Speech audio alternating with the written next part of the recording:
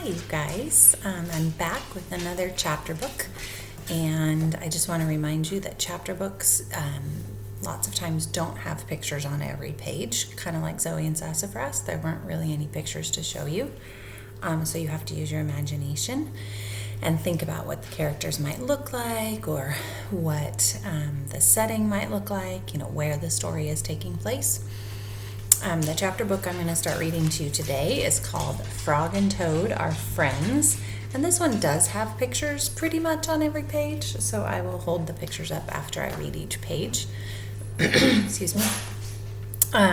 This is one of my favorite books. I even loved these books when I was younger, so there's lots of different ones. If you really love this one, then you can look into finding other Frog and Toad books. So Frog and Toad are the two main characters, and they're just kind of silly friends who do lots of silly things together.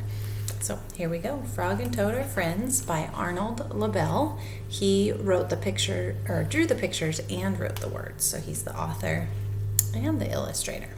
Chapter 1 is called Spring, which is perfect because we are having a beautiful spring day today. Spring. Frog ran up the path to Toad's house. He knocked on the front door. There was no answer.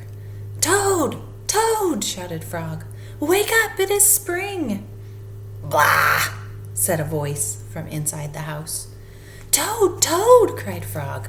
"The sun is shining. The snow is melting. Wake up!" "I'm not here," said the voice.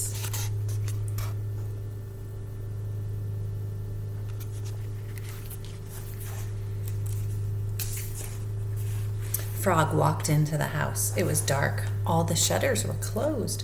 "Toad, where are you?" called Frog.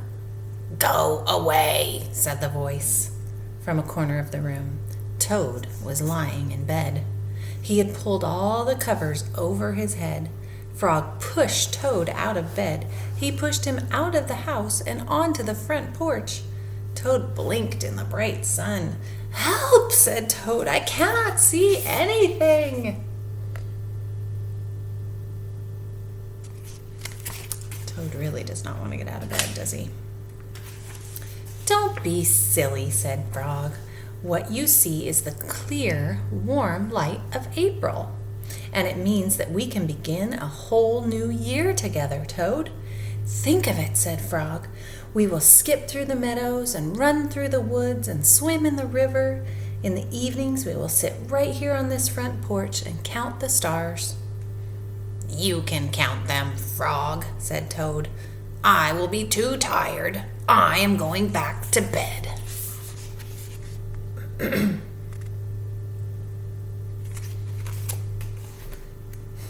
Sometimes I feel like Toad. I don't want to get out of bed.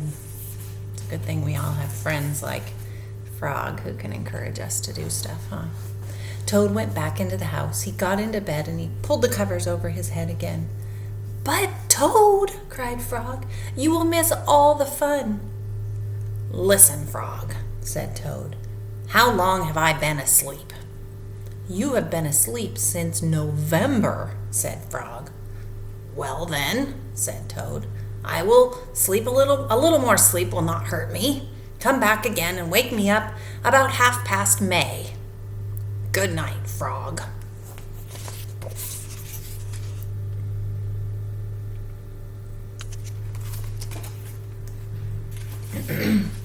"But Toad," said Frog, "I will be lonely until then." Toad did not answer.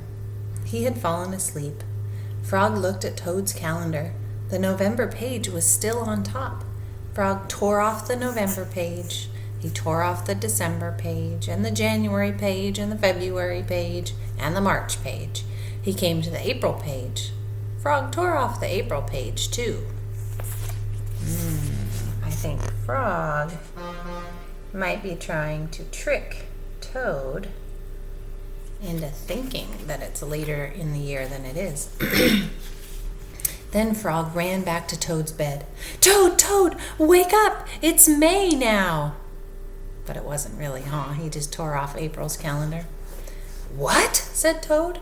"Can it be May so soon?" "Yes," said Frog. "Look at your calendar." Toad looked at the calendar. The May page was on top. "Why, it is May," said Toad, and he climbed out of bed. Then he and Frog ran outside to see how the world was looking in the spring.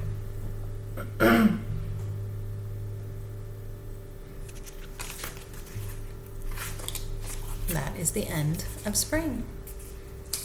So, Frog kind of tricked his friend Toad, didn't he? But he got him out of bed. The next chapter is called The Story. So we'll see you for the next chapter.